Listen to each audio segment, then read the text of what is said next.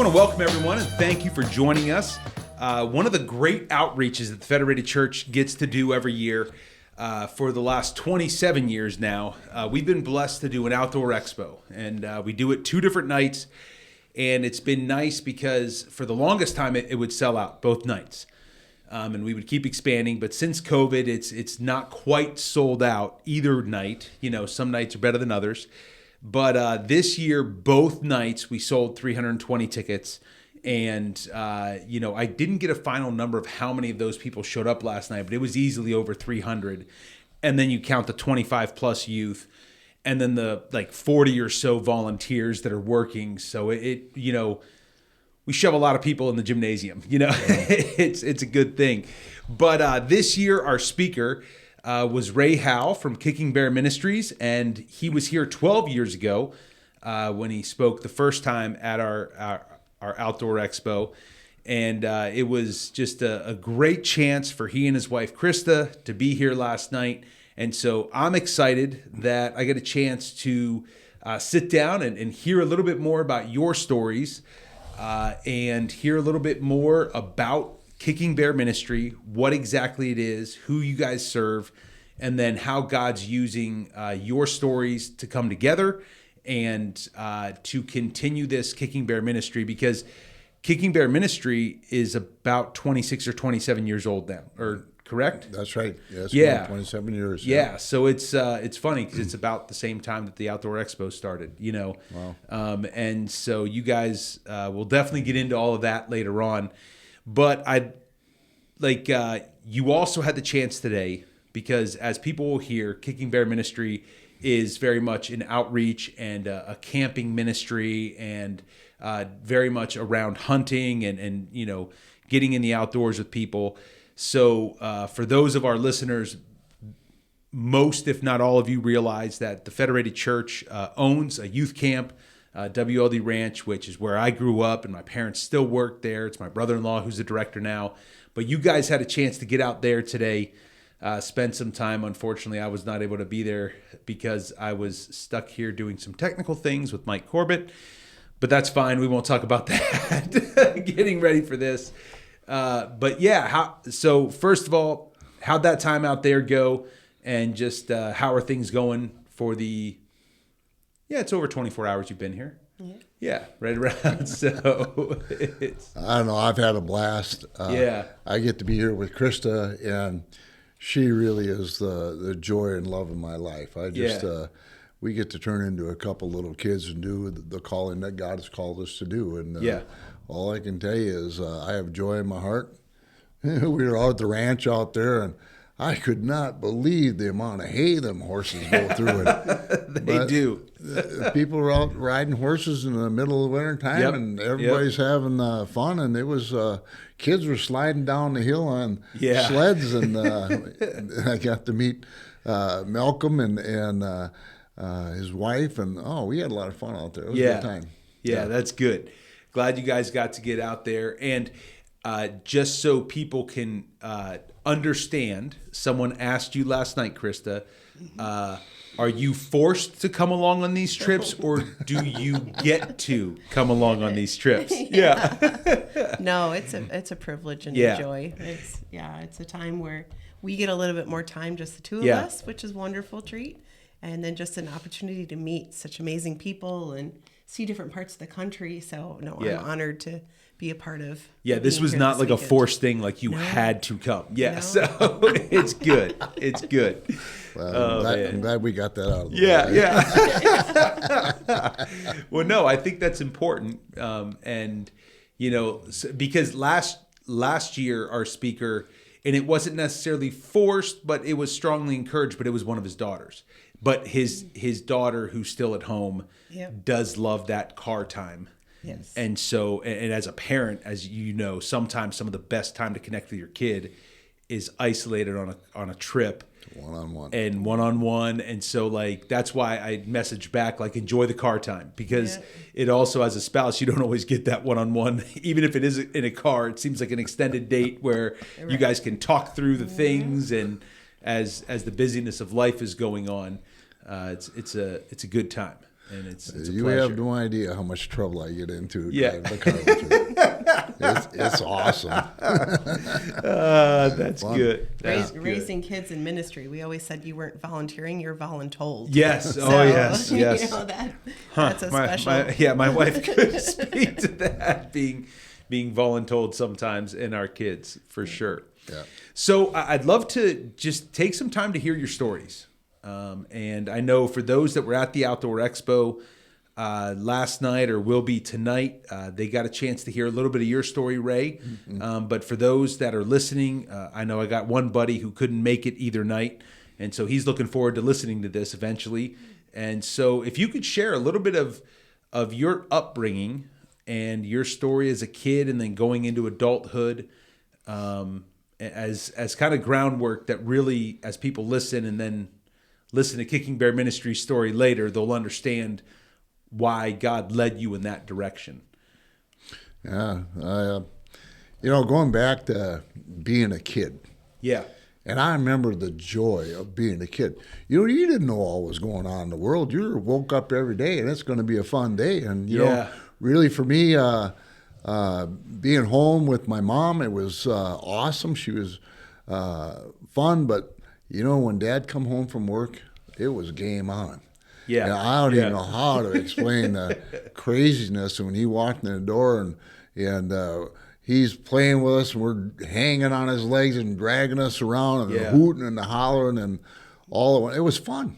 Yeah. And, I talked about, too, what it was like to have him for ourselves for the weekend when he didn't have to work. Yep. And, boy, I'll tell you some of the adventures. And the one that has stuck with me the most was I talk about the old jalopy four-wheeler he had. He'd take us out bouncing us around in that truck. And the one time we were bouncing around and having so much fun, and then we got into a mud hole. And I'll tell you what, just like you see on TV, the wheels are spinning and wasn't going nowhere. And when I'm standing out there, you get worried. How are we going to get home? Yeah, But Dad was a hero, and he got us back home to Mom, and everything was back to normal, and it was fun. And so those parts of my childhood are just incredible memories. Yeah. And as things went forward, you don't understand everything in the world, but I come around the corner, and my mom and dad were talking by the washer and dryer, and I come around the corner, and I heard my dad say to my mom, I'm leaving. And the way he said it really sunk into me, man, this is real. Yeah. And so it wasn't violent, it wasn't yelling, it wasn't anything other than, it was solid, I'm leaving. And the look on my mom's face. And I went right out the front door and hid into the back seat of his car, because there's no way I'm letting my dad go without me. And it wasn't very long. They found me in the back, and they pulled me out of the back of the car, and I'm screaming, Dad, don't go without me. I knew what was going on, and boy, they hold me down on the ground. My dad acted like somebody who didn't even know me. Yeah, he gets into the car, and the car backed out of the driveway, and down the road it went. And I think, what did I do wrong? What did I do wrong? Yeah. And, immediately this dark cloud came over our family. Mm-hmm. There was no more joy. My mom was like a different person, not anything bad. She was like, she was confused, and she was and she was hurt. And we stood at the window every day waiting for Dad to come home, and his car never pulled into the driveway every day. And, that was the biggest wish I had, that my dad was going to come back home and everything was going to be back to normal, and it never happened. Yeah. So, going forward, it was different. And one day there was a knock at the door, and I went to the door, and this great big tall guy was standing there. And this little lady was next to him. He points to me, says, "You Raymond?" Yep. He goes, "I'm your Grandpa Obert." And I met my grandpa right there, and my grandma, and they come walking the house, and right away, my mom, you could see the difference. And us kids were curious, who's this guy, and all this stuff. And we got to know him. There was laughter again, and it was pretty cool. I remember that. And the grandpa says, "Well, we come here to pick you up. We're going to move you back home with us." And he did. They packed us up from Detroit, Michigan, and moved us to La Crosse, Wisconsin. And my grandpa became my father figure. Yeah. And that was a whole new world. Now the family was back together again, and we had a leader in the family, and everybody was happy. Yeah. And I went to school, and I got to go fishing. My grandpa bought me my first bicycle, and he'd take me on weekends when he wasn't working and introduce me to his friends. This is my grandson, Ray. Yeah. I mean, he made me really feel special. Yeah. And so Grandpa and Grandma and my mom, everybody was happy, and we were all going to school, and it was pretty normal. Yeah. And so around the age of 12 years old is when Grandpa got sick, and I thought he had the flu or something, but he was sick. He was in bed, and he was getting worse, and then Mom and Grandma sat us down and said that Grandpa had this crawling stomach cancer. And well, to me, I didn't know what cancer was. I didn't know anything about that kind of stuff. I was young yet, but anyway, Grandpa kept getting losing weight and getting sicker, and they said, well, he's gonna go to the hospital. And so they took Grandpa to the hospital, and when they go to the hospital, they get fixed up and they come home. That's what I had in my head. And I got to go over and see him at the school. He wasn't talking much of stuff, but I went in to see him. Yeah. But the one day I went to the hospital, and they wouldn't let me in the room. And then I found out later that my grandpa passed away. Oh, that's something you don't expect. You didn't think it was going to happen, and it happened. And this terrible dark cloud comes over the family again. Because that had been like, what, 6 or 7 years that you were living with your grandparents and having a father figure in your life. And yeah, he was a great guy, big square jaw. He was full-blooded Norwegian, and you crack a Norwegian joke around him, I'll tell you what, you were in trouble. Yeah. But he was wonderful. He was a big, strong, incredibly tough man that had just a huge heart. Yeah. And so things changed again. Yeah. In the home, there was no more laughter. Yeah. It wasn't. It was more worried about how are we going to take care of this and how are we going to do that, and there wasn't focus on the kids like there was with Mom and Grandma, because they were focused on other troubles that were appearing. And for me, things didn't go so well. I wasn't the best basketball player, and I wasn't the best football player, and I got picked on. Yeah. And I don't know, I got picked on. I just got picked on. And boy, the bullying, I didn't have anybody to walk in there and say, hey, stay away from him. That's my kid. Were you the oldest kid also? I was the second oldest. My sister was older than me. And so it kept getting worse and worse, getting to the point where it was really bad for me even wanting to go to school. Yeah. And the one day I was at school, I went outside and I got beat up so bad. And then I ended up in the hospital for 3 weeks because of bullies. And I did not want to go back to school anymore. Yeah. I wanted nothing to do with school because I knew as soon as I walked in there, I was going to get picked on. And so life really changed for me. And then forcing you to go to school, man, I went to school, and there was groups of kids that hung out on the corners, and there was other kids that had the same troubles that I did, and I started hanging around with them. Yeah. And there was some of the kids that were older, and they were smoking cigarettes, and they were doing this or that. And anyway, I started hanging around with them and doing what they were doing. Yeah. And the next thing you know, instead of going home, I would go to the beach out there and camp in an old tent and just stay out there.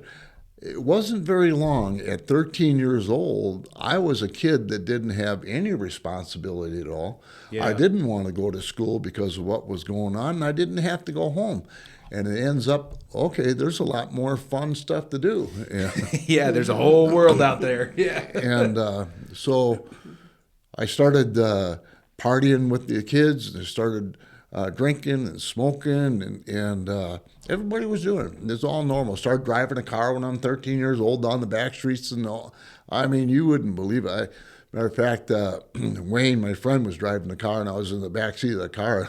I looked at that speedometer. He was doing 110 miles an hour. I'm not kidding. It was, but it's but totally out of control as I look at it now. But back then, what's the next fun thing we're going to do? And so I went home the one day, and my mom was there. I went home to see her and my grandma, and there's a strange guy in the house again. Big, intimidating guy. Walks in and he says, "You Raymond?" "Yep." He points at a chair and tells me to sit down. And I sit down in the chair and I'm looking at who's this guy? And anyway, he opens up and says, "All of you kids are out of control, so we got new homes for you." Just like that, just as straight out as that. What are you talking about?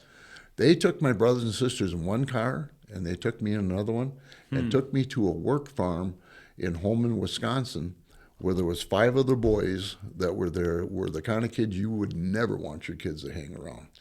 They were in trouble, and they had me in that classification of a kid. They were going to teach me a lesson. And so I get to this work farm. I get up every morning. I learn how to milk cows. I'm doing chores. I went to school smelling like a cow, and I came back doing chores every day. And it was like being imprisoned in a life that didn't have bars or barbed wire. I couldn't get out of it. You said that there was no relationship there. You're right. Because the people that were running the farm didn't really seem to have any care for the kids. We were there because we were troublemakers or whatever you want to be. And that's right. I like to work. I learned how to work. I like to work. I like working with animals. But the part of coming in every day and being treated like nobody, it was just a different life. And so one day the school bus pulled up to the school, and all the kids went off the bus and walked into school. I walked right over to the highway, and I hitchhiked all the way back to La Crosse area, went back to the beach where all my friends were, and there's all my buddies and all my friends, and hey, Ray, where you been? And it's just back to normal. I got my freedom back, and I don't have to do what I was doing. And about a week went by, and the police picked me up. And for truancy, they gave you 3 days off of school. Well, my 3 days were spent in jail. They threw a 13-year-old kid in jail to teach me a lesson. And on the 3rd day, they'd come and get you and take you back to the foster home. And it was just a nightmare for me. I mean, it's just so every time I had a chance to run away, I ran away. I wasn't real good at learning lessons. Well, I think it also speaks a little bit, because you pointed this out, Krysta, but it also speaks a little bit to when there's a deep innate desire that I believe is put there by God to live in community and to be loved and to be accepted, you're going to find a way to do that. Now, granted, it was around wrong things, whatever, but at the beach you were accepted. Not only accepted, but you were protected. Yes. And so like that's something that we are all looking for, that sense of belonging. And I just did a professional training for a couple days for a staff at a nonprofit organization on the importance of belonging even at work. And it's, by all studies, it is the number one desire once you get past your physical and, once you get past the food, shelter, and safety, the number one desire of humans is to be belonging to something and be loved. And so, it makes sense that it's like, I know I'm going to get it eventually, but I'm going back to where I feel loved, and where I belong. Hole. Yeah, that's a hole you have inside your heart. Yeah. It makes a lot of sense.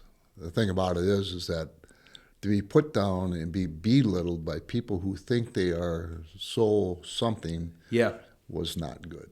And for what reason? I still don't know. It's quite a story what happened because of the bullies and what went on in my life in the future. But then, it's just so.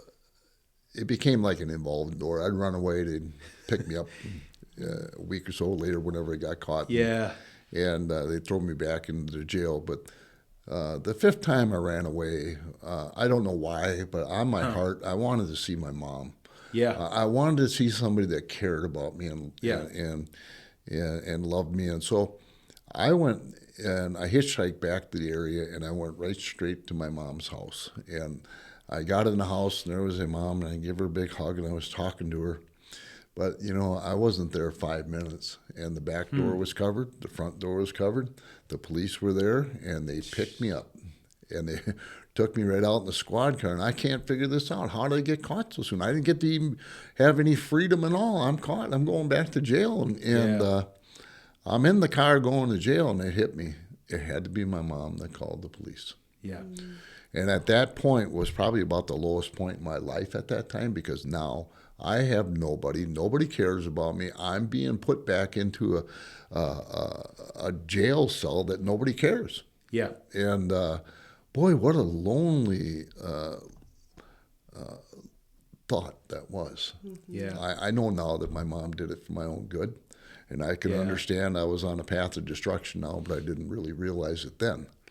Yeah. And anyway, I'm sitting in jail, and I am uncontrollably crying that night because I have nobody. I wasn't suicidal, but I can tell you right now, I didn't care if I lived or died, because what's my life? Going and being imprisoned and doing farm work for somebody else who don't care about you? That's what it was like. Yeah. And so I remember kneeling down on a concrete floor that day and leaned up against a steel bed, and I prayed to a God I didn't know. And my prayer was, Lord, would you please put somebody in my life that would not leave me? And, rejection and not having anybody, and what went on with my mom, I had nobody. Yeah. And so I sat in jail for 3 days coming up with a different plan, because I didn't care anymore. I'm going to run away. I'm going to go to a place called the cities where nobody knows me, and I am not going to be imprisoned anymore. That was in my head. This is what I'm going to do. And so the third day, I get up in the morning, I was talking about, I can still remember how rotten the coffee tasted in the cornflakes back then. I get up in the morning, you have your coffee and your cornflakes, and then you go sit in a jail cell all day reading magazines or just sitting around. There was nothing to do. But I walked out, and I had my cornflakes, my coffee, and I was sitting there, and on this metal bench table, they had magazines that you could read. And here was a magazine I never saw before. It was a hunting magazine. Okay. And I opened it up and started looking at this magazine. There's pictures of bears and elk and moose, and there's stories about people going to Africa and Canada and Alaska. And I'm reading some of this stuff and looking at it, man, is this real? Do people really get to do this stuff? And man, for a little while, I'm taken out of my thoughts and being down about things. And then if you ever heard the bars on a jail door drop, it's loud.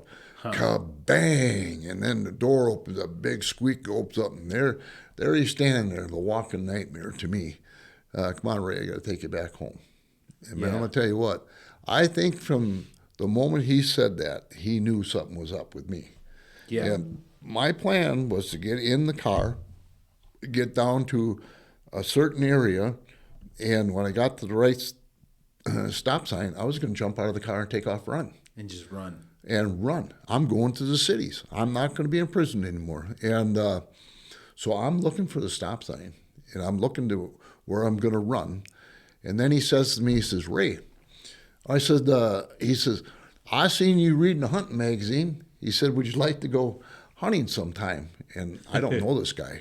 Yeah. And I just got done reading something that was just a dream to me. I said, yeah, someday I'd like to go hunting. And he said to me, he says, you promise me that you don't run away from the foster home again. He said, I'd like to take you hunting with me and my sons.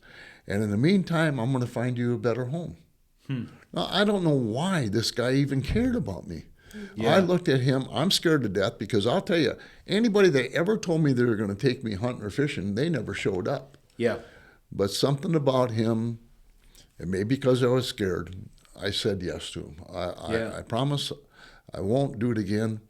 And, you can't break your own promise. Now, I'm going to tell you what, every morning, got up milking cows, smelling like a cow, and doing my chores, living with people I didn't want to live with. But I had this dream that he was going to call. And I remember the day my foster mother walked up to me and said, Ray, Tom wants to come with his boys on Friday and take you hunting. Do you want to go? Are you kidding? This is really going to happen? Yes, I want to. I'm telling you, I'm screaming I want to go. Yeah. And no kidding, on Friday, Tom came and I met his sons, and we went to a cabin out in Black River Falls, out in the middle of nowhere. And there was a great big pond behind it. And I'll tell you what, we were fishing, and we were shooting bows, we were telling stories. They were teaching me all kinds of things that I wanted to know. And man, I was having a blast. And they had a campfire, and they're sitting around the campfire telling stories and laughing. It's like being in a dream. Yeah. You got a chance to be a kid. Yeah, I've been taken away from you, and you got to be a kid. Yeah, it was real. Yeah, and so they gave me some hunting clothes, and I remember Tom telling us boys, "Hey, you guys got to get to bed because the alarms go off at 4:30. We're getting up to go hunting." Oh, we're going hunting, and man. I remember going to bed that night. I could not sleep. I am wide awake all night, waiting for that alarm clock to go off. And finally, it goes off. And when the alarm clock went off, Tom's door opened up in the lodge. Bang! It opens up. He goes, "Hey, come on, boys! This is tradition." I said, "What are you doing?" Out the back door he goes, runs off the dock and jumps into that great big pond. It's dark outside. You can't see nothing. You can hear the splashing and the yelling. And there goes the boys. They're right off the dock, too, and they're in the water with them. I'm standing out there. These guys are nuts. Ain't no way. And, but it wasn't very long. I jumped right in with them. And I was a part of that family. And I had so much fun that weekend. And I saw my first white-tailed deer. I had buck fever so bad. But I'm telling you, I'm hooked, and I'm hooked forever. Yeah. And on the way back to my home, the foster home, Tom said to me, he said, "I want you to know you're going to be 18 years old soon." Well, from the age of 14 to 18 is forever. Yeah. And I think, but he said to me, when you turn 18 years old, he says, you can have your own job and make your own money. Yep. You can have your own family, and you can go hunting. You're an American, and you're free, and you will have your freedom to do what you want to do. Yeah. And, I remember him telling me that. But all the way from that time till I was 18, I had somebody to talk to. Yeah. I went hunting with Tom and his boys just a few times, but I had a blast every time, and it kept renewing what. And but when I had troubles, I'd give Tom a call. Hey, this is going on. He said, okay. And he helped me. But when I turned 18 years old, just like Tom said, it was like the cat was let out of the bag. Yeah. I got married 1 month after I turned 18. I was working 2 jobs and going to school, and I got to go hunting and fishing. Yeah. I was free, and I got to chase my dreams. And at the age of 19, God blessed me with a little baby girl, and I named her Danielle. And I remember holding her in my arms, looking at her. I don't even know what I did. I'm a dad. And I'm looking at her, and I am so proud. And I said, I'm going to give you everything I never had, but most of all, you're going to have a dad. Yeah. And that year, too, I shot my first white-tailed deer with a bow. I put it on the back of the car. It was wintertime like this. I put it on the back of the car.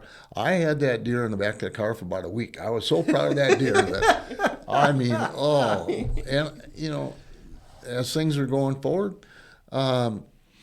everything that Tom was telling me came, the harder I worked, the more I did. And so I got to the age of 23 years old, and at 23, I now have 5 kids. They're popping out left and right. I'm making really good money, but I ain't making enough. And my grandfather, he was in business for himself, and I got thinking about my grandpa, and I thought, my grandpa did it, I can do it. And I did. I quit a perfectly good job, and I went into business for myself. What was the business? I was in a steel fabrication business. Oh, okay. Yep. And so did you open up your own factory? Yep. Or shop or whatever? Yep. When I quit my job, I had a welding machine, a cutting torch, a few other tools, and that was it. That was it. That was it. And I did a lot of odd jobs with kids. fixing things. Oh yeah. That was a risk. No, to start your own place. Well, I'll tell you, it was the fear of failure for my kids that made me succeed. Yeah. There was no 40 hours a week. It was whatever it took to put food on the table.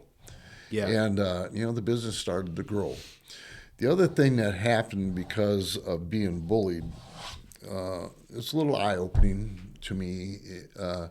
I started the sport of powerlifting. Yeah. And I was a drug-free lifter. And as I started my business, this really worked out good because it gave me a release in stress. Yeah. And there was a lot of stuff going on. And after about 5 years of doing what I was doing, I decided to enter a powerlifting tournament in Fox Valley. So I think I'm doing pretty good. I go to this tournament, and I get in there, and I'm telling you what, it went way different than I thought. I walked out of there was no trophy in my hands. I learned quite a lesson. It was just, oh my gosh, these guys are good. But I didn't realize how competitive I was. So I kept at it, and I kept working hard at it, and it gave me great stress relief in the business. And so every day I'd go to the gym at around noontime, and I'd come back around 1 o'clock, and I'd go back to what I had to do for the rest of the day, and it broke my day up. Yeah. But after another 5 years, I'd go back to another tournament here and there, and I started placing. I started getting first place once in a while. And after about 15 years of it, I started doing some state records I was breaking, and then I started breaking some national records, and I got into about 20 years of it, and I broke a world record. I went to a meet where the judges were there, it was sanctioned, and if you set a record, it was a record. It was an official one. Yep, yeah. And I went there, and I broke that record. I could not believe I broke a world record. And, about a month later, I got a letter from the United States Powerlifting Association asking me if I would compete for the United States at the World Tournament. Mm-hmm.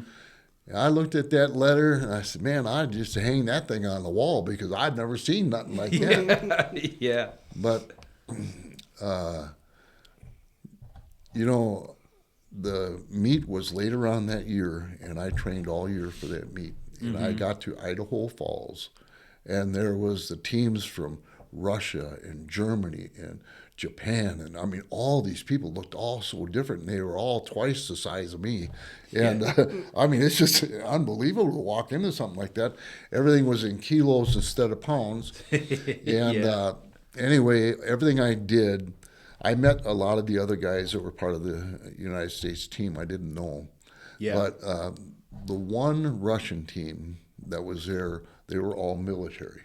And they followed me around whatever I did. I went to the bathroom, they'd be following me in the bathroom. I couldn't figure out what was going on. But there was one of their lifters that was in my weight class that was a phenomenal lifter. I didn't think I could beat this guy. And this is the kind of stuff you can't have in your head. But anyway, at the end of the 5 days, they came to handing out the awards, and they called him up for second place, and I had won first place in the United States. I'm going to tell you, standing on a stage with tears in my eyes, listening to the anthem, and the flag is there, and is this real? Yeah. It was real. And you kind of look back on it now. I should have walked back and met all the bullies that beat me up, shook their hands, said thanks, guys. But I found that it wasn't always how good you are at anything, it's how persistent you are. Yeah. And being persistent means a lot more than being good. And all you have to do is do it right one time, and you did it. Yeah. And so going back to the business kept growing. I went from having myself working to having 70 full-time employees. I started with doing odd jobs around the city, to do putting steel together that went all over the country. Yeah. I did a lot of work for airports. I built large boats, the paddle wheeler boats you see in the Mississippi rivers. I built the hulls for those. Yeah. And so I got into a lot of stuff, which turned around and let me chase my dreams. I wanted to find out if Canada and Africa and Alaska were real. Well, I'm going to tell you, they're real. Yeah. And I got to go there, and I got to hunt. And I hunted with a bow, and I'll tell you what, it was unbelievable. And so in that process of you hunting, you were considered a professional bow hunter, correct? So all I was doing was chasing my dreams, and I kept having companies come up to me, hey, Ray, would you try our products? Would you be interested in being an ambassador or being on our pro staff? And to me, that was okay. But really, my dreams was to go after these critters. Yeah. But what ended up happening was I did get on pro staffs and ended up. People were paying for my hunts, and I was getting the products and stuff to use. And some of the stuff I had was phenomenal. It was unbelievable. And I will tell you, with my shooting abilities, I never wanted to wound an animal.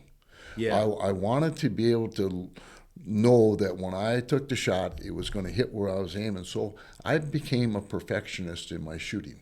Yeah. And I shot all the time. And so when I got out into the country where I was, no matter where I was at, I knew my abilities and I had my confidence. And I'll tell you, that really, really helped. One of the things I used to do is I'd shoot long range to make me a good short range shooter. Mm-hmm. And when you can hit something at long range, it gives you the confidence at 20, 30, 40 yards that you got. And boy, I'll tell you, I got stories that it's just unbelievable, some of the things I got to do. And one of the companies I had been working with was Gander Mountain. Okay. Yeah, they said, Ray, we'd like to have you as part of our team. We'd like to, and man, I got to go do some hunts with them. I did moose hunts. I did some really cool stuff. Then they said, well, hey, Ray, we're going to be opening up a new store. Would you think about coming and cutting the ribbon with an arrow instead of with the scissors? Yeah, no problem. Well, I want to tell you what, cutting that ribbon in front of 300 to 600 people and cutting it on the first shot, I'll tell you what, you find out what kind of man you are when you got to pull that second arrow. Yeah. It sounds like a Harley Davidson roaring around you. And I did not want to miss. And, so... as far as... Sorry to interrupt you, but as far as on the home front, where your family didn't stop with 5 kids, right? Now, I did. Okay. But no, the family kept growing, and a lot of the stuff I was doing now, my kids were out of school, and I got this is a longer period of time when all this went on. But I got to really start chasing my dreams once I took care of the kids and that they were on their own. Yeah. That's what I started doing, Okay, and so how many kids did you have? I had 5 kids. Okay. And my daughters, they loved to hunt and fish with me till they turned about 13 years old. Then I lost all my hair because there was this thing called boys floating around. And but once the kids were out of school and doing what they were doing on their own, then I chased my dreams. That's what I did. And you had a lot of success, obviously. As we'll talk about, when God got your heart, you had a lot of worldly success. I did. Yeah. I couldn't believe that I could go to powerlifting tournaments and be setting world records. Yeah. I couldn't believe that I was being considered a celebrity in something I loved doing, and there was videos and there was TV and there was magazine articles all the time with the things that I was doing. Yeah. It got really way bigger than I could have ever thought. Yeah. And so everything I got involved with was really successful. Yeah. And so, and it kept growing. I kind of talk about it, you get in business, you want to make your first $1 million. Well, you make $1 million, then you want to make 2. Yeah. And I'll tell you, in what you do in life, there is no cap to your desires. Not with the making money or hunting or setting records. Yeah. There's no cap to any of it. You just want to keep going and going and going. Yeah, your trophy room from hunting is quite impressive. And you've mentioned that it never, you thought that next thing that you were going after would then like satisfy. And then that next thing became a next thing, and then you would get that and it became a next thing. And just the reality of. That's kind of, you wouldn't think so, but you think, okay, man, if I could get a moose in my bow, that would be the ultimate critter. Once you got a moose, you're no more than taking and being happy with what you've accomplished. And then you start thinking, man, I wonder if I can get a brown bear. Yeah. And then once you got the brown bear, you think, man, I wonder if I can get a polar bear. Yeah. And it just goes on like that. There is no cap to it. Yeah. And as far as the TV shows and all the rest of it, oh my, you just cannot believe all that you can get into. Yeah. And then you got cameramen around you all the time. You got people documenting everything you're doing. And boy, it's quite a world. Yeah. So now, totally different part of the world is Krysta's story. Yeah. Not that it was that far away, but yeah, let us know a little bit about your story, and then we'll talk about how you guys came together and how from all of that worldly success, God really got a hold of Ray's heart and Kicking Bear Ministries started. But what's your story, Krysta? Yeah. Well, I had the blessing of being raised by incredible parents that loved the Lord and brought me up in that. And I, as a little girl, I was on my heart. I wanted to be a wife and I wanted to be a mom. Yes, I didn't mind working, didn't mind the career path, but nothing meant more to me than being a wife and a mom. And I got to see, my mom do that, my grandma do that, and that was just something that was really placed on my heart. That was really a desire of mine. So I ended up marrying my high school sweetheart at 19, and then it was a few years later we had our first baby, and that was just incredible. But when I was 18, before I got married, God really just woke me up, and he just said, hey, you're raised in this Christian home, you've gone to church, but what makes you a follower of me? Like, what sets you apart? I mean, he really woke me up, and it was just kind of smacked in my face. What makes you different? And I looked around. I was in a public high school. I was, a decent kid, but there was nothing that made me different. Mm-hmm. And at that point, I realized, okay, I do believe in Jesus, and I do want to follow him, but I didn't really know how to do that.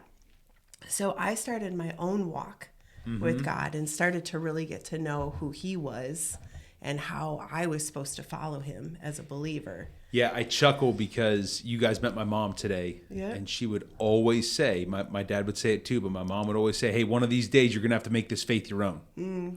It is mine. Right now it's yours because you were raised in a Christian home. Like one of these days it's got to become personal. Yes. Like it's got to be you and God having that relationship. And so it just made me laugh as you said that. Well, and I'm so thankful that God just kind of put that in front of me and challenged me. Like, okay, are you going to follow me? Or are you going to do just, what you were raised in? And so I'm really thankful that he grabbed a hold of my heart then, and that became my relationship with him. So, so getting married and then having my first baby at 21, it was like, this is all I ever wanted. I mean, everything in the world revolved around that baby, and that was my dream. I was growing in my relationship with the Lord. I was having, the desires of my heart and seeing this life lived out. And as I grew in my faith, I thought it almost became like if I do A, if I'm reading the Bible, if I'm serving in church, if I do B, if I'm loving my husband and loving my family,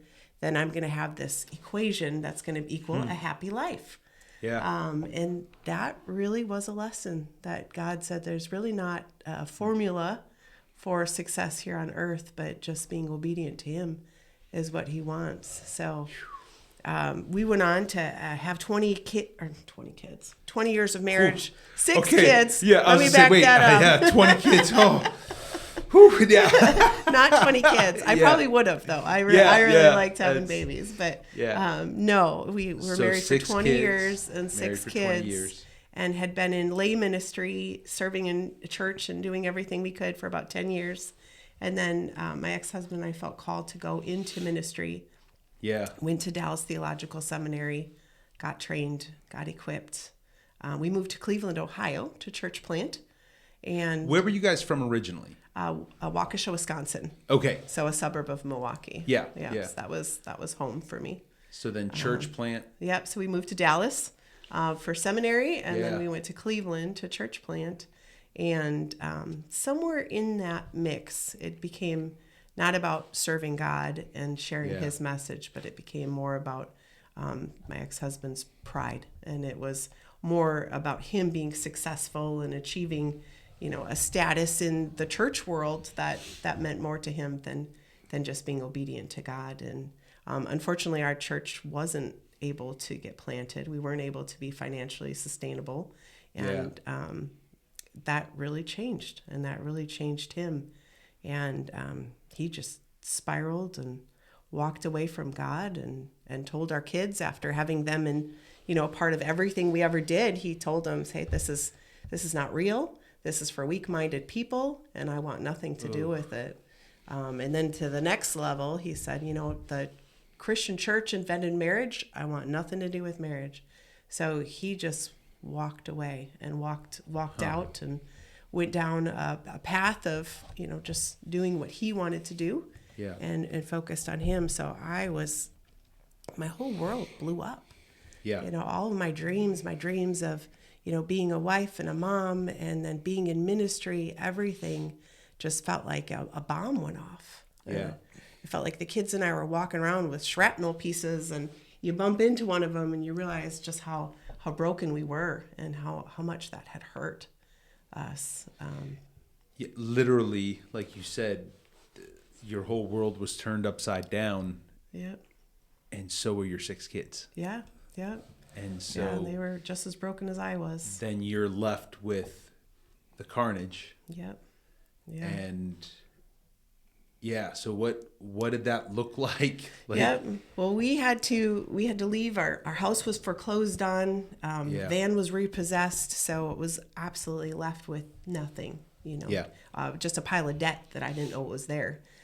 So was not even starting at zero, but starting at negative. Yeah. So we moved back to La Crosse, Wisconsin, where my parents were living at that time, because I needed help. I needed some support.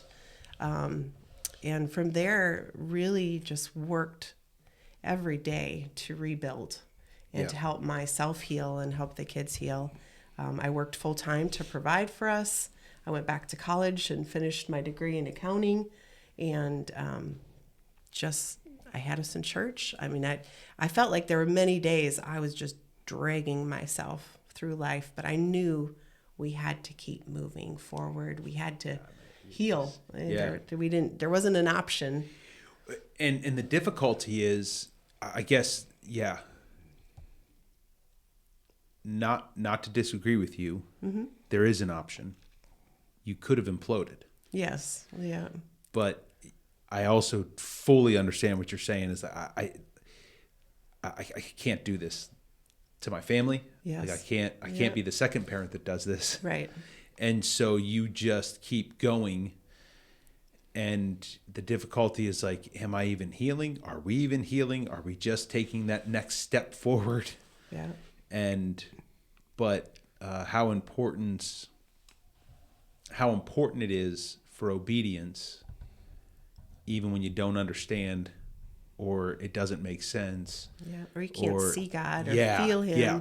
He is still there. Yeah. And he is still working in ways that you can't see. But there were a lot of years during that broken period where I couldn't even imagine a happy ending. I mean, it just didn't even seem like there would be such a thing. I mean, it just was so hurt by what had happened. Yeah. I just knew, my personality as well, that I just had to keep moving forward. I just had to keep stepping forward. And that's what I did. So. Yeah. And we'll get to how you guys connected. Yep. Because again, the timelines, it's not like we're at the same time of, existence or whatever right now as you went through those timelines. But as you are finding success, as you are finding worldly success in almost everywhere you turn, and still struggling to find that contentment. How did God grab your heart, and how did then from that did Kicking Bear Ministries begin? I was married to Karen, who I was number 2 in her life. Yeah. And it was interesting to me. I would go to church, listen to her sing. I mean, that was my church. I didn't. I was a self-made king. Yeah. I didn't need anything. I absolutely didn't need anything. I could do whatever I wanted to do, and I was successful at everything. And why would you need Jesus? Yeah, that's the thing. I mean, that's true. There's So I knew Karen always told me that she was praying for me, and but she was wonderful. She really was. So going forward, there was a series of things that went on that, as I look back on it, it was just God's plan. But, I'd go to events and I'd be there and people would see me from being on TV and all the things I was doing. And I'd be signing hats and signing papers and talking to people and shaking hands and doing stuff and talking about hunting. And the one event that was going on was in Texas, and there was hundreds of people there, and there was other guys that were there that were chasing the same dreams as I was, and a lot of them were my friends, Warren Strickland and John May and Pat Quinn. And anyway, if you ever met Pat Quinn, and you looked at him and said, yep, that guy's a movie star. I mean, that's what he looked at, a movie star. And he had it all. I mean, he was really smart, and he was doing really well financially, and he was chasing the same dreams I was. And matter of fact, if I was looking to hunt a certain animal, I'd call one of those guys and ask them, hey, have you ever had the opportunity to hunt this animal? They'd give you where they hunted that, and yep, that's a good place to go. And it really cut out a lot of the getting into bad hunts. And so we all kind of worked together, but we were at that event, and Karen is gone. I go, where'd she go? And I'm kind of just looking around, all these people around me, and there's Pat and Karen are standing over there talking. At first it was okay, nothing going on, but it kept going on and on and on. I bet 45 minutes went by, and I look over there, and they're still standing there talking. Yeah. I want to tell you, I got all swolled up. I started turning green. I had enough of this. This movie star is falling in love with my wife. Yeah, and you were convinced. Yeah, and I walked right up to them, and they both turned and looked at it at the same time. I said, what is going on here? I mean, just like that. Yeah. They both said the exact same words at the same time. We're talking about your salvation. I said, what? Now, I knew how to grab a hold of Pat by the collar, shake him up a little bit, and get away from my wife. I did not know how to handle what was said to me. Yeah. I walked away from them shaking my head. And so about 2 days later, Pat does the boldest thing a man could do. He calls me on the phone, and he says, Ray, I want to talk to you about having a personal relationship with Jesus Christ. Huh. What? And I said, what are you talking about? How can I have a personal relationship with Jesus? I'm just a man. I never heard anything like this. And he kept talking to me. I didn't hear everything clearly that he talked about other than you can have a personal relationship with Jesus Christ. So anyway, going forward, it was probably within a week after that, I get to church, and I get in there just to sit in there again. And here it's Father's Day. And I'm sitting in church, and it's Father's Day, and I started thinking about my dad, who I absolutely hated. And did you ever see him again? I did see him again later on, and but I never got to know him. Never got to know him. He raised another family. He didn't do anything that supported our family. Yeah. And my mom never remarried. And she was on her own. And so kind of the same dark cloud that Chris is talking about, I never realized what it was like to be a mom and have the breadwinner pull the pin. Yeah. And you listen to her story and what went on. I mean, it really hits me hard. And so anyway, as things are going forward, I'm sitting there in church thinking about, okay, it takes two, not just one. And I didn't want to change my life. I got my own business. I'm traveling all over hunting animals. I'm setting records. I really didn't need anything. I didn't want to change anything. I wouldn't want to change anything. And I kept thinking, it takes two to tangle. And I thought, well, I don't know the other side of the story, and I don't want to change anything. But sitting in that church, then I forgave my dad for everything he did to my brothers and sisters and me. And I immediately started crying in church, a grown man crying. Karen looked at me, what's the matter? I forgave my dad. I walked out of that church a different guy. You know, you really don't know when you have hatred in you. It's almost, when it's off of you, it's different. Yeah. Yeah. Yeah, it was just, so going forward, I kept doing what I normally do, run the business, doing all the stuff, and I was being called to do a ribbon cutting at Gander Mountain. Yeah. And I want to tell you, I got stories for you. I mean, just someday, just to tell the stories of some of the things that went on. Yeah. But it was real. I was being called to cut another ribbon, and I was going to get on a plane the following weekend and be in front of hundreds of people again. The mayor will be there, the owner of the companies and stuff, and it all comes down to one shot. Yeah, yeah. And so I decided that day I'm going to practice. My shot is 21 yards away. And I didn't want to go back any further than 21 yards because of the safety factor with so many people. And we had it set up safe at the event so that nobody would get hurt. Anyway, I thought, gosh, I wonder if I can go back at 100 yards and cut a ribbon. I thought, if I can cut a ribbon at 100 yards, 21 yards is a walk in the park. Yeah. You got all the confidence in the world. Yep. So I put 5 ribbons on the target, and I went back to my 100-yard marker. And I always shot at long range. I had a 100-yard pin on my bow just to make me a good short-range shooter. And so I kind of had it all figured out on how I was going to hold the pin. I drew back, brought my pin and the top of it into almost the center of the ribbon, and I released the arrow. And it takes about 2 seconds for an arrow to go 100 yards.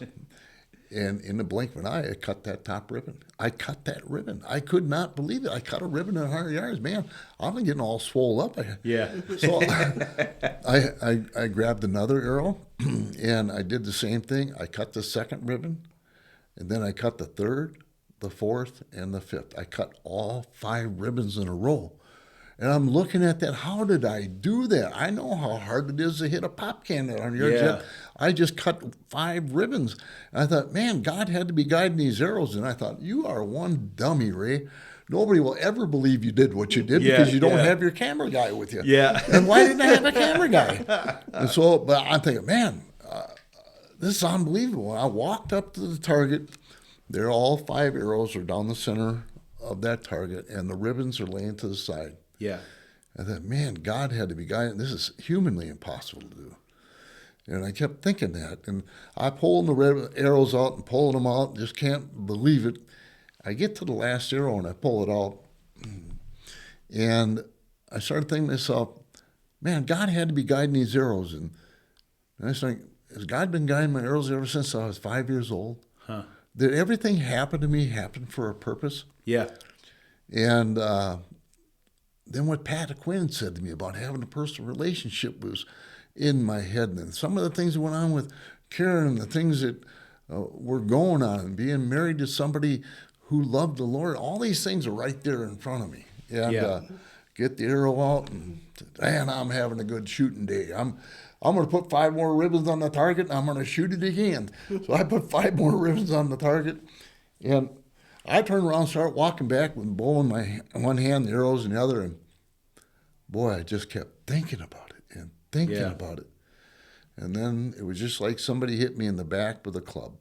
Bang! It hit me hard. I knew the truth. That was the heavenly 2x4. Yeah, yeah. God uses sometimes. Yes. Yeah, I got hit by a heavenly 2x4. Yeah. But yeah, I knew the truth. Yeah. I knew it completely. And I went to my knees and I said, Lord, this is no longer to my glory, it's to yours.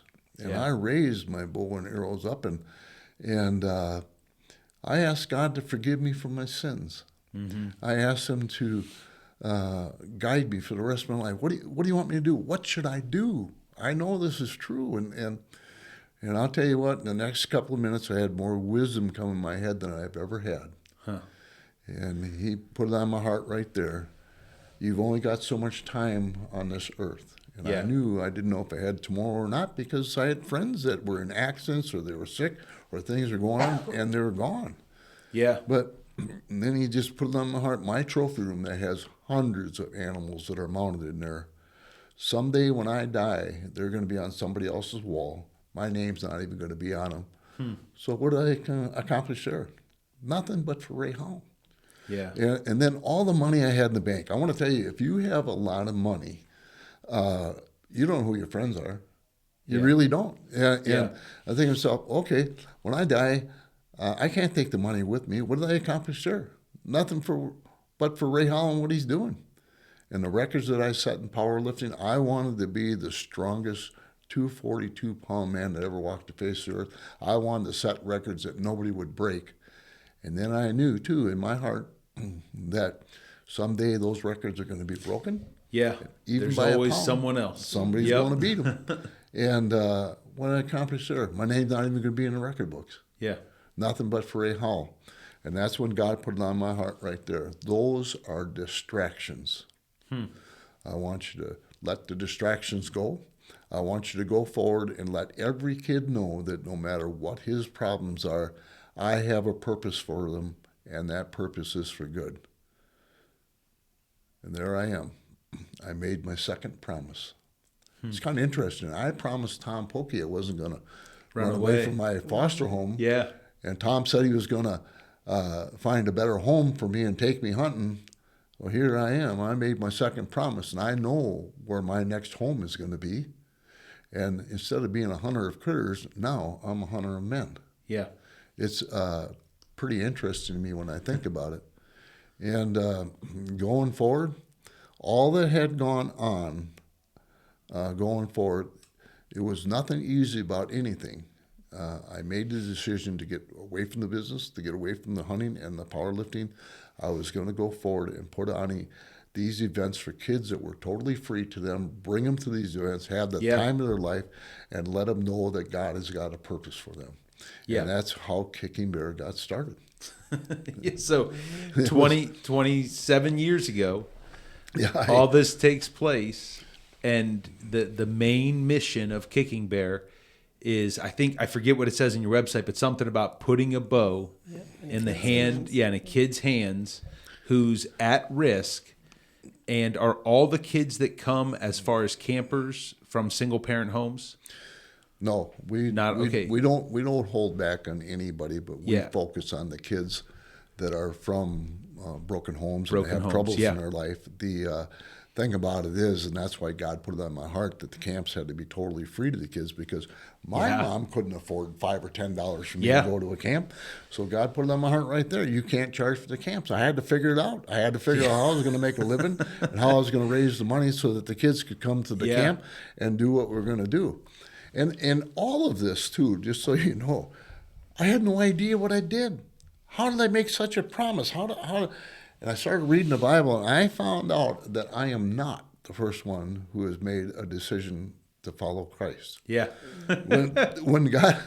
when Jesus was on the shore and says, "Come follow me, I'm going to teach you to be fishers of men," those men who were probably professional fishermen, made a lot of money, dropped their nets, and followed Jesus. Yeah. That's exactly what I did.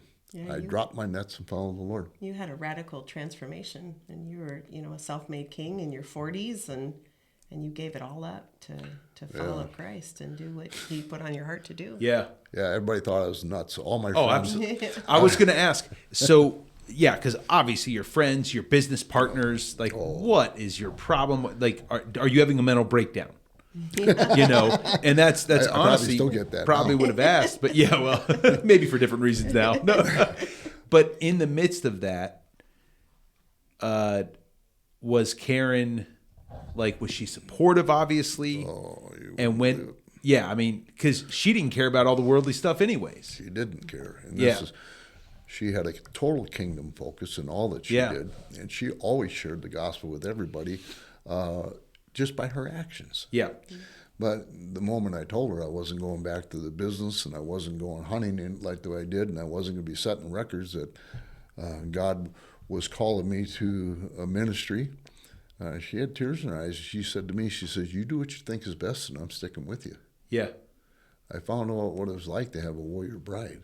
Yeah. I found out what it was like to go through ups and downs and have somebody stand right alongside you no matter what the battle was. Yeah. And not run off. Yeah. And so God had that plan. That's all I can tell you because, man. And so as things were going forward and we were putting on the camps and doing the things we were doing, I went back to every company that I was involved with. There was 42 different companies that I was on their pro staff or ambassadors. I went back to every one of them and told them, I said, "Hey guys, I don't want to be on your pro staff anymore. I don't want to be an ambassador of a company. If you're going to be putting my picture in a magazine, it's going to be with a kid. It's not going to be no more with Ray Howell." I said, any awards or anything else, I don't want them. I said, they're going to go to Jesus, not to Ray.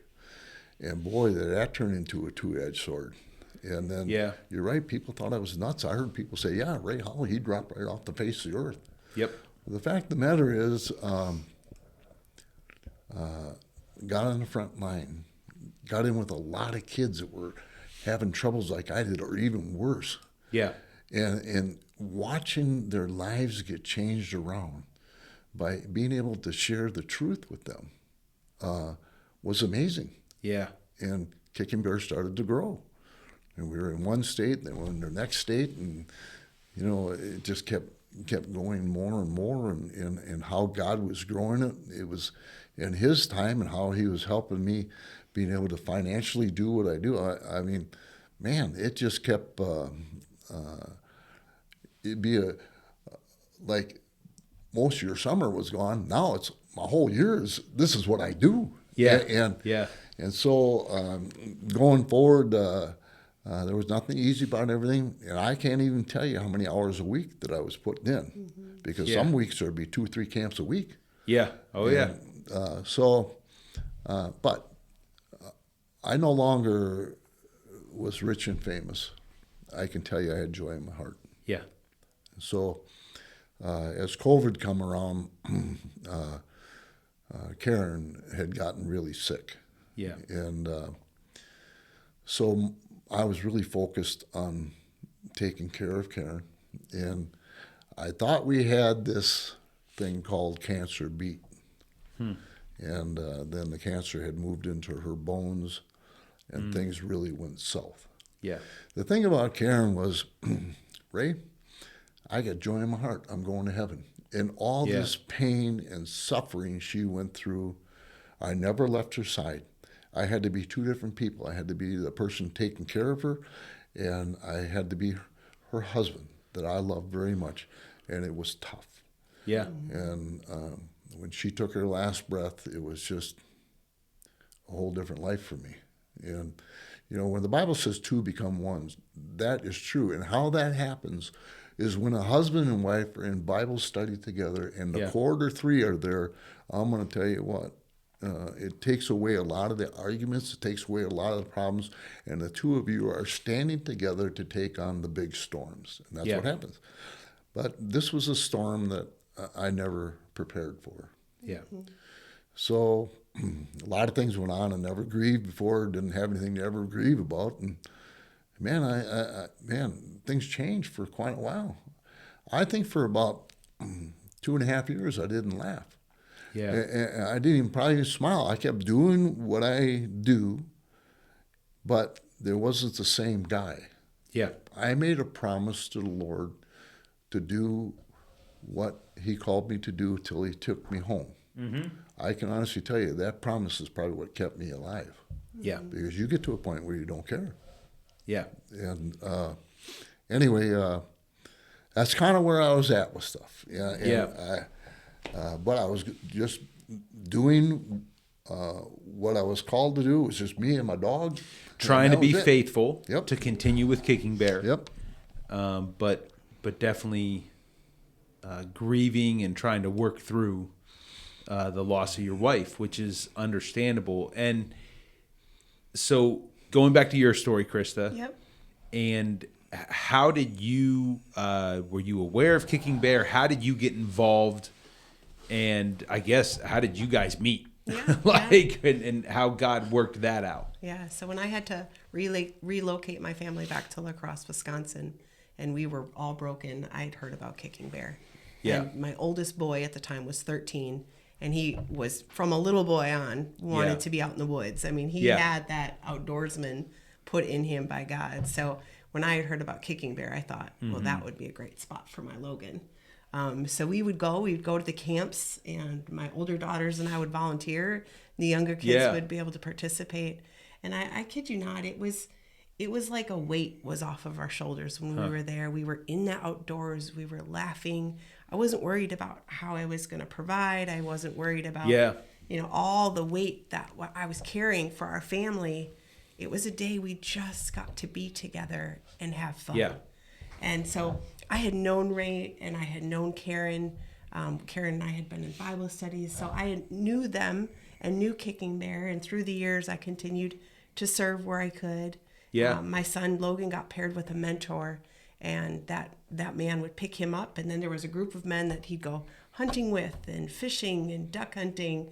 Ray would pick up Logan and take him to camps, and Logan would help serve. Yeah. So, I mean, we were connected, but, it was just acquaintances. And, everything was fine. So after, I prayed for Karen and Ray during that time of illness. And a few years after that, I felt like, all right, I feel like we're doing well. I had finished my college. God had provided a career path for me. Yeah. The kids were doing good. So I had reached back out to Ray and said, hey, I want to give back to Kicking Bear. Like this was so impactful for me as a single mom during those years, to have a group of men that would come around my boys and show them what it meant to follow God. And my son, probably about 15 years old, said, Mom, I see the path that my dad is living, and I see the path that these men are living. And they're loving God and they're loving their families, and I want to be that kind of man. So this was a model for my boys as how to really be a Christ follower. Yeah. And you didn't have to be perfect. Oh, You're just no one is. Right. Yeah. You're just a real person, but they allowed Logan to come into their lives and took him under their wings and just really provided an example. And not just out of curiosity, is Logan, how old is he now? He's 21. Okay, so he's a young man, living independently, doing wonderful, and doing well, and he still has phenomenal relationships with these guys in his life. So just wonderful, and just the importance of having men, even if it's not the biological father, having men speak into his life. Yep. Exactly. Not that is in any way saying you're inadequate as a parent or anything like that, but just... Well, I tried very hard to be the mom and the dad to my kids, but I couldn't. There were things in the that I same couldn't way, do. A single father can't be the father and the mother. Right. Like it's just, it's not, It's impossible. I mean, you can try your hardest, and I did. Yeah. I really wanted to help my kids grow and become adults that would know God and love Him and impact their world. But there were things that I needed others to come around me with. And I was so thankful for Kicking Bear and the impact it had on my family. So I had reached out to Ray a few years later and said, hey, I'd like to give back to this ministry. It really, really helped me. So we started to work together, and I was in finance. That was the path that I had gone in. Yeah. So obviously, as a ministry, they always need help with people, with some finance experience. So it was a great fit. But God had a love story that neither Ray or I could have ever dreamed or saw coming. Had known each other those earlier years, so it was really, really special. Yeah. So. I introduced Krysta to the men that were on the board of directors. I said, I think this young lady can help us with what we're doing and help us with staying on the right track. And she's honest. Yeah. And she loves the Lord. And they agreed, yep, she's the one.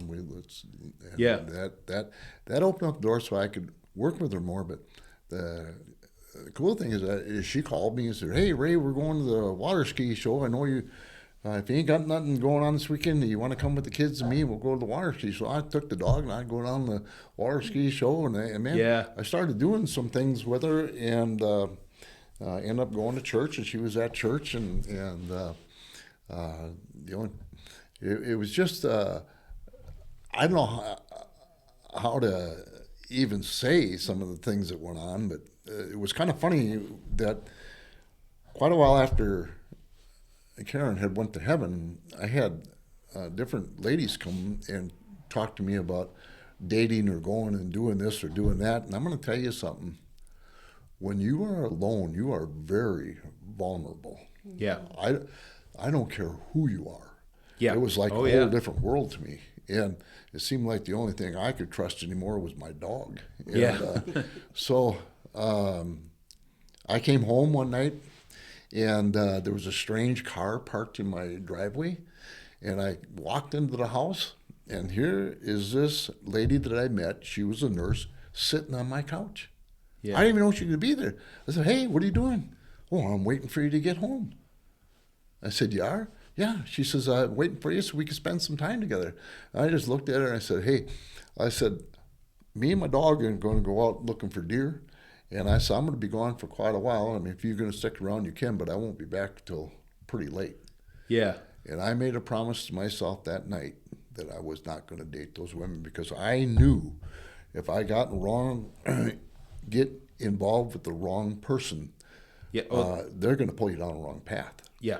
And as you read the Bible, that happened to King David. I'm not a King David. It happened to Solomon. I'm not a Solomon. Yeah. But I'm a man. Yeah. And so I made that promise to myself. I wasn't going to date anybody. And so going forward, I figured the rest of my life I was going to be alone doing what I do. And but in meeting Krysta and talking to her, I find out that this lady, since her husband pulled the pin and left, fought a fight that is unreal for a single parent mom to fight. Yeah. And there's different ways to fight that battle, but she fought it in such a way that she was able to go back to school, raise enough money to take care of her kids, and she followed Jesus. Yeah. There was none of the other stuff going on. And I thought, man, there really is godly women in the world. Yeah. And I don't mean to sound like that, but no, but yeah, the more I got to know her, the more I kind of liked her. She was just had a special something about her, and I can't remember what she said to me one day about there ain't no God of them men left in the world or something. She was talking to me, and I said, well, maybe you ought to go on a friend's date with a godly man and see what it's like to have somebody treat you like the princess that you are. She says, are you asking me on a friend's date? I said, yeah, I guess I am. And was that the only friends date, or there was maybe no, before it was that was the only friends date. After that, it was that was it. But both of us were not even seeing that direction. But that friends date was very special. That was very nice. Yeah, for me, fun. Yeah. I was going to go play mini golf with her and just talk with her and have a special time with. And gosh, I got on that golf course with her, and I am laughing my head off. You want to know, I hadn't laughed for 2.5 years. I didn't even know how to laugh anymore. Yeah. I'm in there laughing my head off, having a time in my life where some of the stupid stuff went on playing mini golf with her. Yeah. And I'm having fun.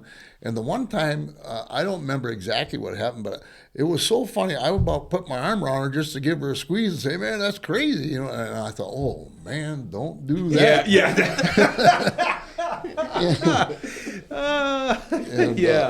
But she had this big, beautiful smile on her face, and she was happy. As a matter of fact, she had a special glow to her. And so I said to her, we get done playing mini golf. Would you like to go out and eat? Mm-hmm. She said, "Yeah, I'll catch a sandwich." So I don't even know where I'm going to take her to eat. Yeah. Driving through a little town, here's a place called the Ember Flame or something like that, and I pulled in and said, "Well, we can get something to eat here." And walked in there, and they had a bunch of flowers up on the wall and stuff, Yeah. And here's this lady who seats us, and I saw those flowers. I said, "Man, it would be pretty cool to let her have a flower or two." And I walked back out there. I didn't even know what I was doing. I walked back out there. a little goofy. Yeah. Peter-pated. And she was at the table. I walked back out there, and I see the lady standing there. And I said, "Hey, do you think when we get dessert, you could take some of those flowers and bring it with her dessert?" "Oh, I can't do that." I said, "Yeah, you can." "No, I can't do that," she says. And I pulled out a $20 bill. Yeah. And I handed it to her. She said, "Yeah, I can do that." Yeah, sure. I'll get right on that. You want 2 or 3? No. We were eating and just talking about things and having a good time. It was time for dessert, and she brought out that dessert with the flowers on it, and Krysta was glowing. Yeah. She was glowing, and I took a picture of her with her dessert and her flowers. Anyway, that started it, and I really cared about her. Yeah. I had such a wonderful time. I wanted to have a wonderful time again. Yeah. And so I did start seeing her at church more often, and started talking to her about more stuff in the Bible and different things. And but she was working all the time. She worked hard. She'd get up at 5 o'clock in the morning. She'd go to the clinic over there, take care of her job at the clinic, and she'd come home at 5, 6 o'clock at night, and she's taking care of the kids. And Yeah. So I'd come by once in a while on my motorcycle and say hi and talk to her, but one of the things that had happened was it takes me about 6 hours to do my work around my home. Yeah. And I was on the tractor, and I got about 3 hours done, and I'm going along, and just like that, God put it on my heart, "Ray, I want you to pursue Krysta, and I want you to ask her on a date." And I shut the tractor off, and I thought, what am I thinking about? And then it just hit me even harder. "I want you to pursue Krysta. I want you to ask her on a date. This is what it would be like to have her in your life. And this is what it would be like to have her involved with the ministry." And I am broke down crying. Yeah. And I said, "Lord, you're going to have to show me a sign before I'll ask her on a real date." Yeah. And because I just, anyway, it's kind of funny because I talk about it. I was scared to ask her on a date. She's beautiful. She's smart. She's everything any man could ever want to have in their life. And here, this has been put to me, and I've looked grizzly bear's eyeball to eyeball, and I even dropped a sweat. And I'm scared to ask her on a date. Yeah. And about a week went by, and I finally got enough nerve and says, "Krysta, would you like to go on a real date?" Mm-hmm. She didn't hesitate. She said, "I'd like to go on a date." And so I took her on a date that night. We went out to eat, and there was really no hand holding, no hugging or anything of that kind. I'm scared to death of it, And then we went to the movie, and she was so tired from working so much. We were in the movies, and we were watching the movies. She put her head against my shoulder, and she kind of fell asleep. Yeah. And I lost it. I just lost it. I thought, man, she is the one. Ray, do not fall in love with her so quick. You don't know what's going to happen. I was afraid. But anyway, going forward, I started going to church with her, started doing other things with the kids with her, and started doing things and having fun with the family. Yeah. And then Krysta had a pretty straight up talk with me one day, and I didn't see that coming. She said, "My dream is to marry a godly man." And she opens up and tells me who Ray Howell is. And then the next words out of her mouth was, "I'd like you to consider marrying me." That's what she said to me. Yeah. And, for a minute, you got to think, is this real? Is she kidding around? Is this real? Yeah. And then I thought about it, and I thought, gosh, I would never be able to, in my life, find a better person to be with than her. And then it really hit me. I thought, well, if God was going to show me a sign, he just hit me in the head with a baseball bat. Yeah. I mean, I'm not kidding you. And I just said to her, I said, I'd be very proud to be your husband. Yeah. And 2 weeks later, I took her up on the bluff, got on my knees. It was kind of funny. There's another guy on the end of the bluff with his wife, and I handed my camera. I said, turn the video on. I want you to video this. I got on my knees and I asked Krysta to marry me. And she said yes. Yeah. So that's my side of the story, honey. Yeah. That's good. Yeah. One of the specialist things to me was he asked my oldest boy permission. To marry me. And that just melted my heart. And my son Logan said, Ray, you are exactly the type of man I prayed for my mom. Yeah. So that just meant the world. Yeah. And so for my kids had a chance to know Ray, in a different light. They've known him, for 10 years. Like, I know who that guy is. And I feel sad about that guy. So, God had a beautiful, beautiful love story that we didn't see. And man, we are thankful. So now, to be able to serve in this ministry together is incredible. Because how soon after you guys, was it after you got married that you stopped your full-time job and started? Okay. Yes. Yeah. It was about 9 months after we were married. Yeah. I felt like when we got married, I said, I am not giving up my career. Yeah. I mean, that's how I was. I was dead set. Yeah. I had worked my tail off. Worked so hard to get here. And, it was not easy. Yeah. And I felt like I am on a path that, I can provide for myself. I am, able to take care of myself and my kids, and I am not letting go of this. And it was like God just kind of released one finger at a time and what I was gripping onto. And, I knew in my heart that serving Christ in ministry is better than any salary I could ever have. Yeah. I mean, I knew without a doubt that to serve alongside my husband, to have the opportunity to travel with him, to come to events like this and be by his side and to minister to people is what I wanted to do more than a title, more than a salary, more than a retirement plan. I knew that paid. God pays us a lot more than anything else. Yeah. I had said to him at one point, and he was, I'd been trying to help, I was helping with Kicking Bear while working and raising kids. And at one point I said, why haven't you ever asked me to work for Kicking Bear? Like, what's wrong with me? She said, why haven't you asked me? Am I not good enough? Like, am I not qualified? Yeah. Well, and that's what I said to her. I said, Krysta, you went to college. You're accomplishing everything that you wanted to accomplish, and you're providing for the kids. I didn't want nothing from her. I just wanted to have my wife, and I was going to be a dad again. This was exciting stuff for me. And she said, my dream is to be in ministry. And she said, why haven't you asked me to come to work for you? And that's what I said to her. And then I just right and told her, I said, if God calls you to this ministry, I won't stop you. Yeah. I said, but I will not be your boss. God will be your accountability partner. Yeah. And I said, what you do with the ministry is between you and him. And so she's just kind of looking at me and didn't say too much more. And I didn't know what was going to happen. I just kept going back to what I was doing. 2 days later, she walks up to me and says, well, Ray, I just gave my 2 weeks notice at the clinic, and I'll be working full-time with you in a couple of weeks. Are you kidding me? Yeah. And I got to tell you, unbelievable. Yeah.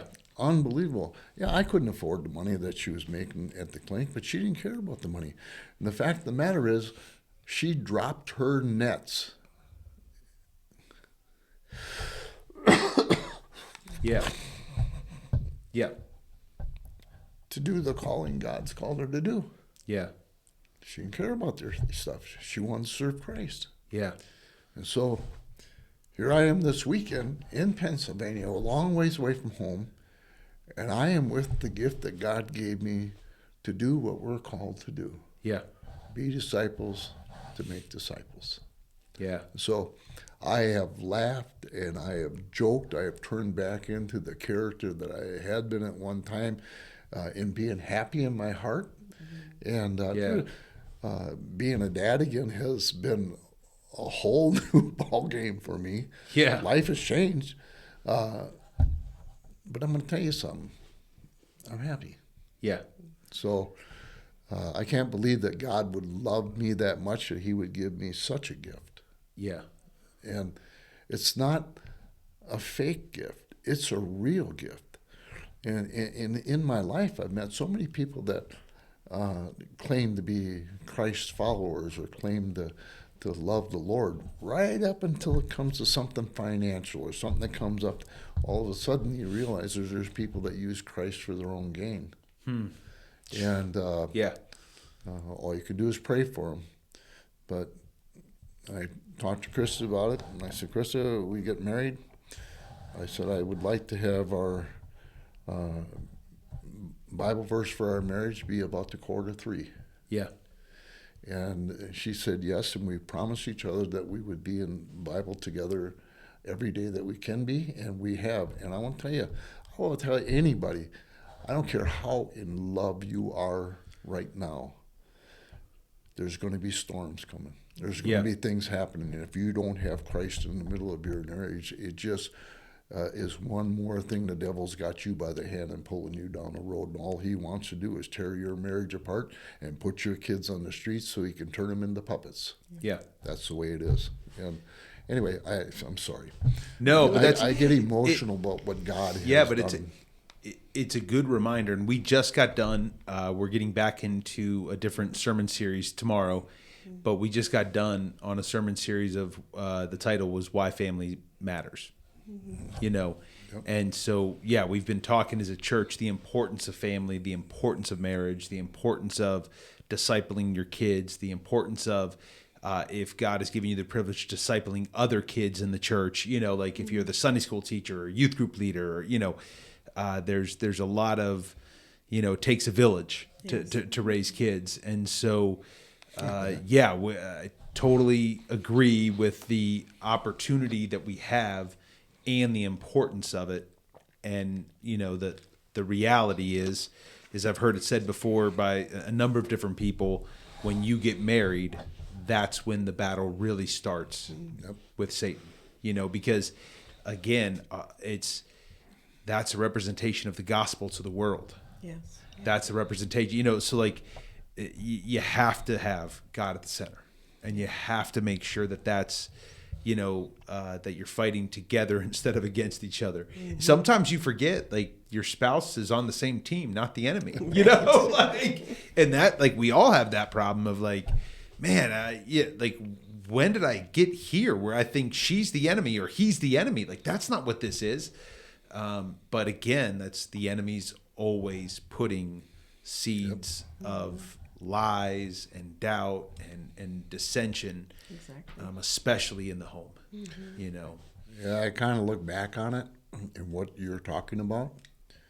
That had my mom and my dad been in the Bible together, the likeliness of their marriage breaking up would have been slim.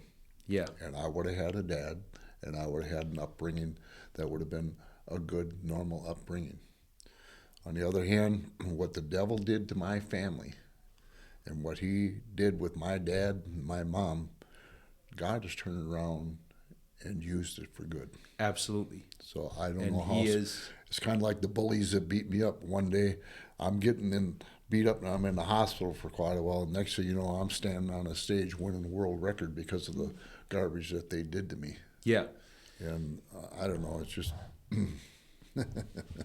God can redeem anything, and God does. Well, I mean, anything God accomplishes in a human's life is redemption at the root of it, because we're so broken and in such desperate need of Him. But it is amazing to step back and look and see His redemptive story and all of it take place.